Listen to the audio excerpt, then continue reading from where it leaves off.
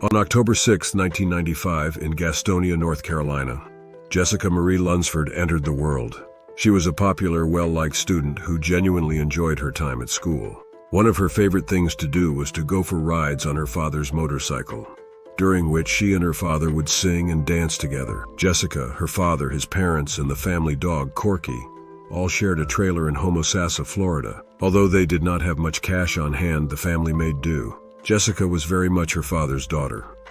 The stuffed dolphin toy he had given her was one of her most treasured possessions, and she never left home without it. Angie, Jessica's mother, divorced her father, Mark, and moved away when Jessica was just a year old, so she and Jessica rarely saw each other. Jessica's father and her grandparents were very important to her, especially after Angie got married and had another child. She was the center of their universe, a source of boundless delight, and they adored having her in their lives.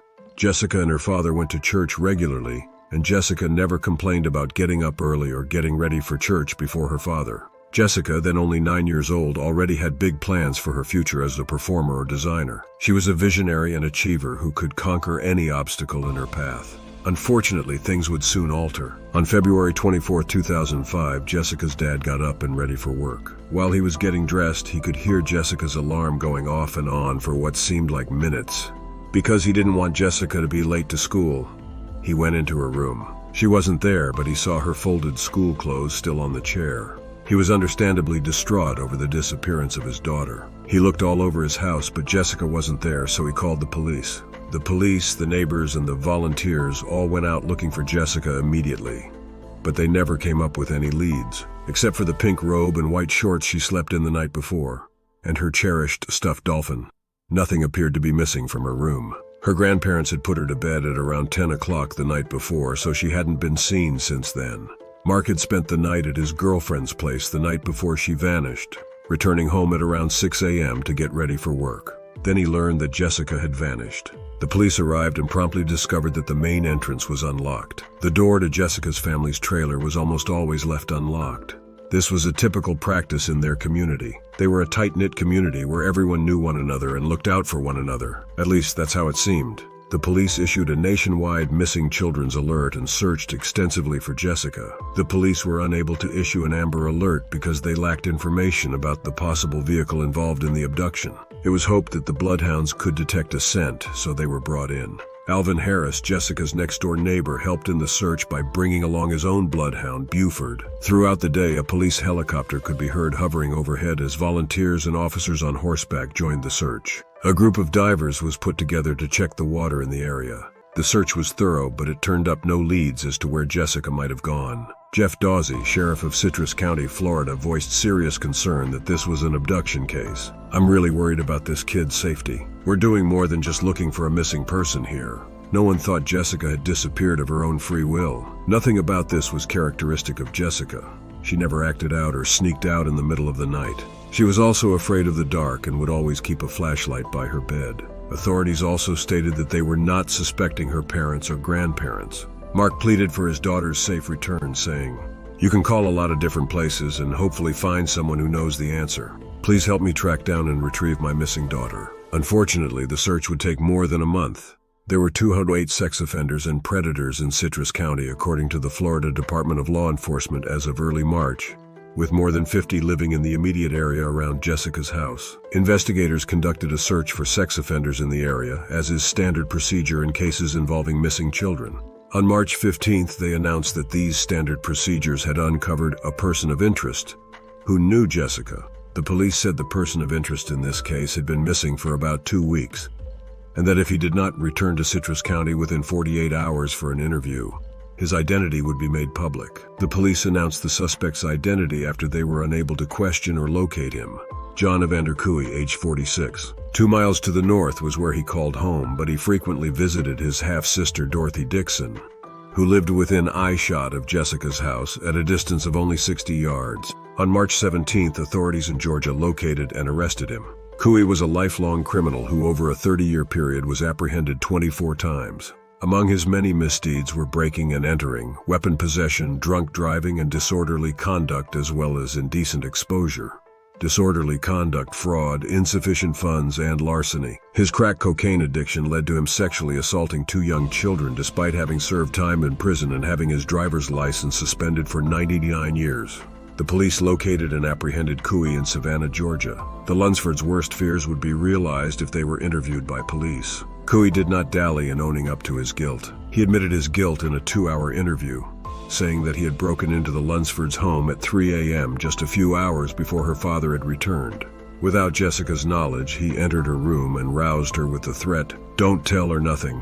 He then led Jessica outside and across the street to his half-sister's mobile home, where he climbed a ladder and raped her repeatedly over the course of the weekend. During the initial door-to-door search, the police came to their mobile home while Jessica was still alive.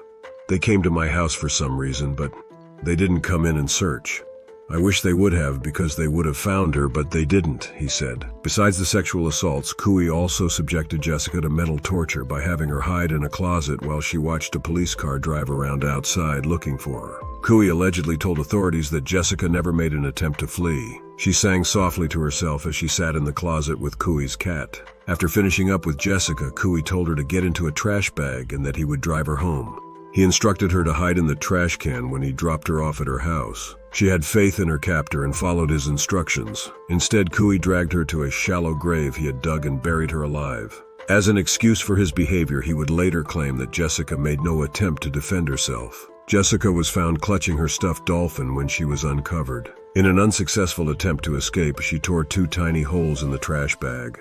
The 2 trash bags were entered into evidence by the prosecution in Couey's capital murder trial. The bags were knotted at Jessica's feet and her head, but her right index and middle fingers were sticking out. During Couey's trial, Assistant State Attorney Rick Ridgway stated, "There in the dark, alone with the dolphin, she suffocated." Dorothy Dixon, Couey's sister, had already given authorities permission to search the single-wide trailer where she, Couey, her boyfriend, daughter, and daughter's husband lived before he spoke to them.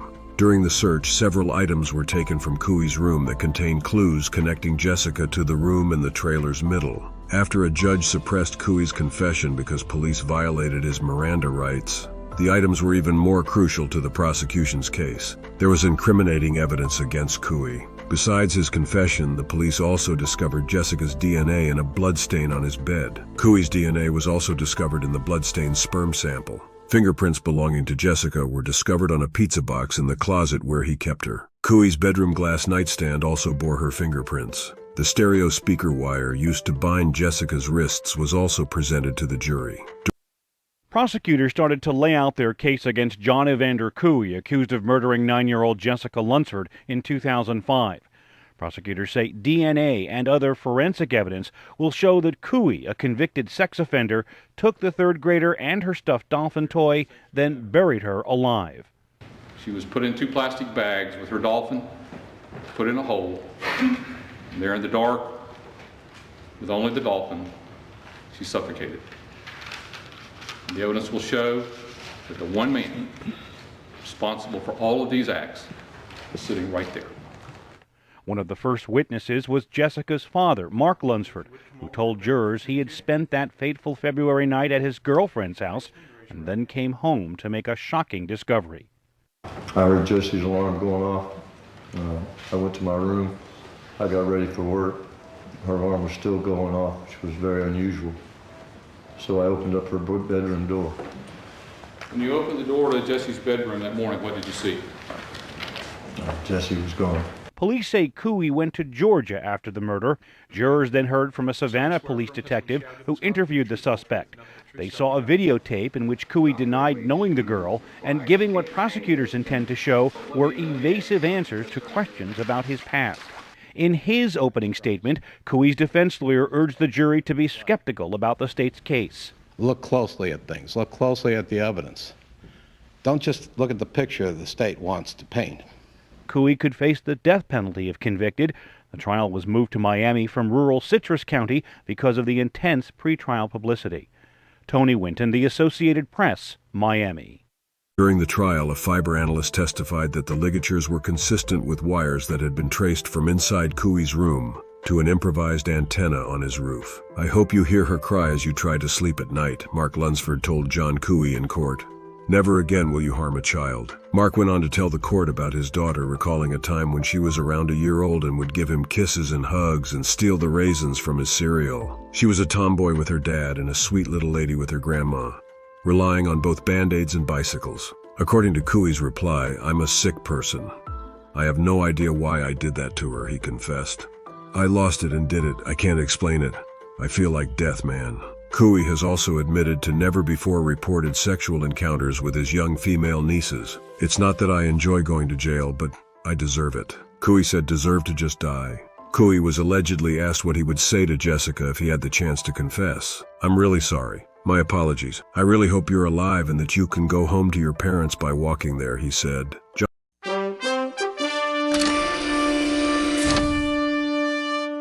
Legal teams have been trying to use something called neuroscience, science of the brain, to explain behavior. But understanding why someone did something is different from excusing what they did. And that difference will be the basis for the jury's recommendation for punishment in this case. It is a horrible reality. The jury heard plenty of emotional testimony from friends and neighbors of Jessica Lunsford's family. Lives ripped apart by a terrible crime. 9-year-old Jessica was abducted from her Florida bedroom, raped, murdered, and buried in plastic bags found outside a trailer where John Couey had been living. Last week, Couey was convicted of murder. Now the question, should Couey be put to death? His lawyers have turned to science to argue that his brain is abnormal, leading to uncontrolled sexual urges and aggression, comparing Couey's brain on the left to a normal one on the right. So there's what we call an asymmetry. In the courtroom, Couey could be seen drawing pictures, childlike, as his life hangs in the balance. The only shot they have is to, in effect, the defense put his brain on trial. The defense wants to show that this picture is a roadmap to his dark reality, that he committed these heinous crimes because of his brain. Experts say while brain scans may be useful, the science, unlike DNA or fingerprint evidence, is still new. Neurobiology doesn't yet support being able to make precise inferences from a scan to somebody's responsibility. If John Couey, given the horrible nature of this crime, doesn't get the death penalty because of brain scans, then you're going to be seeing a lot of brain scans and a whole lot of mental impairment discussions in every capital case from now on. And it should be remembered, if it were that easy to prove that John Couey didn't know what he was doing, then he would have been found not guilty at trial. Of course, he was convicted. This is the sentencing phase. But it should be noted, this type of evidence is occurring more and more in sentencing. And a lot of juries are persuaded by it. It's making people rethink what sanity may mean in the legal context. We'll go more into that, because that is true, what people are thinking about the sanity in the courtroom. And it's a tricky question because, you know, the people, the juries, citizens want responsibility for what people do. Sanity goes to whether or not you knew what you were doing. Sure. You appreciated the nature and consequences as one legal test for it. This new evidence, this science, may show that someone can't control themselves, but it's a difficult thing for the legal process to deal with. John's defense team failed to persuade the jury of his insanity, and he was found guilty and given the death penalty. In 2009, he passed away from prison-related causes. Of course, with me here is Mark Lunsford, the father of Jessica Lunsford. Mark, I've known you for quite a few years. For the first time, I could say I had a genuine smile from you today. What was your reaction? Well, you know, it was a big surprise, most definitely. I got a call from the prison system. They wanted to let me know that John Couey was found dead in his cell, and the autopsy hadn't been done yet, but they would let me know as soon as it was. And it was just, you know, it was a little overwhelming. It made my day very exciting. You know, I don't know if exciting is the right word. Maybe I was just really pumped. I got on my bike, took off, and thought things through, and I realized that, okay, John Couey's dead, so what? There's still 600,000 more. 600,000 more sex offenders in the country. In the United States. There's over 4 million people in the state of Florida trading child porn. But thank God to our governor and the programs that we have available to us. The state, 77 of those guys were caught. But yeah, I mean, you know, he's not a burden to the state anymore, and he's not something that I have to think about anymore.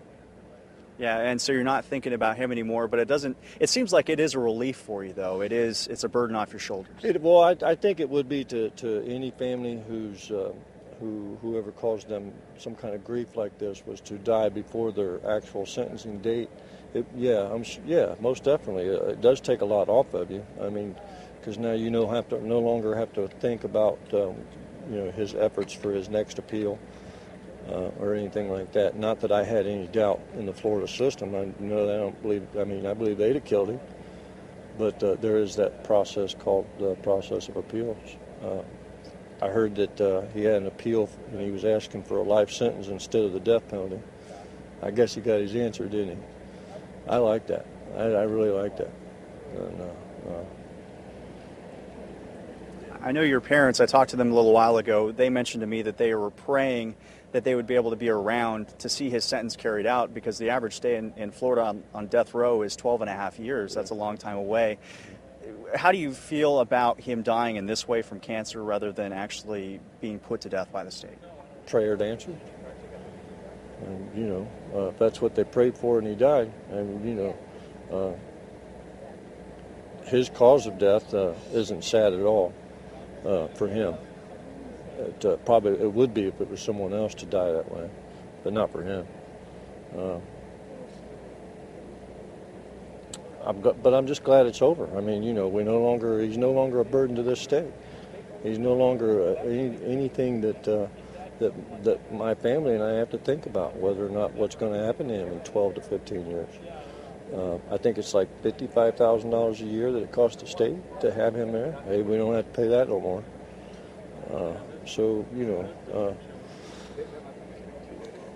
But it's okay with me that he's dead. It's okay. It's okay with me, whether it be today or 12 and a half years, as long as it happens. That's not justice, though. It doesn't have anything to do with justice. You mentioned to me earlier that no matter how he died, how much pain he was in with cancer, it didn't compare. It won't compare to their victims. Sexual offenders and predators, what they put their victims through, whether they die or survive, which one has it the worst? There's no comparison to what those children and some adult women have to go through, and what it does to their lives if they survive. Some of these people can be fighters and some of them can't. And there's no comparison to how anybody who would commit a crime like that, if he dies, how he dies does not compare to his victims. Did you ever wish that you would have been able to sit down and to actually talk to the man face to face? No. No. I could think of better things to do. The system will never allow you to let that happen. But like I said, dude, it ended a lot of things, a lot of thoughts for me about him. Those thoughts I don't have to think about this stuff anymore. I know in a lot of his letters, one of his last few letters that he sent out from prison, ironically never had a visitor in jail, but he sent out a few letters and always mentioned God and wrote Bible verses. What do you think about that and now that he's died? Well, I mean, is there forgiveness? Not for me, but he's not, he didn't come to me, he went to God, and I can't speak for God, but I can tell you that I've been told that God says if you hurt one of his kids, you'd be better off with a rope tied around your neck with a rock and throw it in the deepest sea compared to what he's going to do to you. So maybe while John was laying there dying, maybe his feet was getting hot and then his ass caught on fire and then his head bursted into flames. What's next for you, Mark? I know earlier you mentioned, this will be the last question for you. What's next for you? You mentioned the other sex offenders that are here in the country, the hundreds of thousands of them, and are you going to continue your fight? Yeah, I do. I try to show as much support in Washington and on a state level to the U.S. Marshals and to local law enforcement who works with the U.S. Marshals on these sting operations to go out and apprehend the absconded sex offenders. They're short-funded, so constantly advocates like myself, Ed Smart, the Surviving Parents Coalition, the National Center for Missing Children, we're all in support of being real hard on federal legislators up in D.C. because they are not funding things the way they should be. I know President Obama made a statement during his campaign that he was in support, but where's the funding for these things? Yeah. Mark Lunsford, thank you very much. Thanks, sir. And enjoy your time. Thank you. Dorothy Dixon, John Couey's half-sister, was arrested on March 19, 2005, and her mugshot was released by the Citrus County Sheriff's Office. Dixon and 2 other residents of the house where the confessed killer was staying were charged with obstructing police for failing to report the suspect's confession to having committed a crime. After Jessica's murder, her family pushed for Jessica's Law to be enacted in several states. For first-time offenders, the maximum sentence under this law is life in prison, with a minimum of 25 years. Backers of Jessica's Law say they're pleased with the Supreme Court ruling that upholds a key part of that law. The voter-approved measure creates some strict requirements for where sexual predators can live in California. We get the story now from KCRA 3's Kevin Riggs. Amy Caffrey remembers the scare she had when her daughter was 17. And I guess the truck pulled up by her and wanted her to get in the car and stuff, and a neighbor, who I don't know was a block away, saw this. That neighbor stepped in and the truck drove away. It's the kind of thing that helps explain the popularity of Jessica's Law, which requires convicted sex offenders to live no closer than 2,000 feet from schools and parks. All rise. That requirement was validated in part today by the state Supreme Court. The key issue that they identified was that there is nothing wrong with constitutionally the issue of having the 2,000 feet around parks and schools that the voters asked for. Today's ruling also found that Jessica's Law's residency restrictions can be applied retroactively, that is, to sexual predators arrested and convicted before the law was passed by California voters back in 2006. Parents say the law provides an important tool to monitor their kids' safety. We need a buffer zone, I think, and I think that's a good place to start from. And the further the better, but we have to be realistic also. But Amy Caffrey says that buffer zone only goes so far. They're everywhere. Yeah, everywhere, no matter what neighborhood.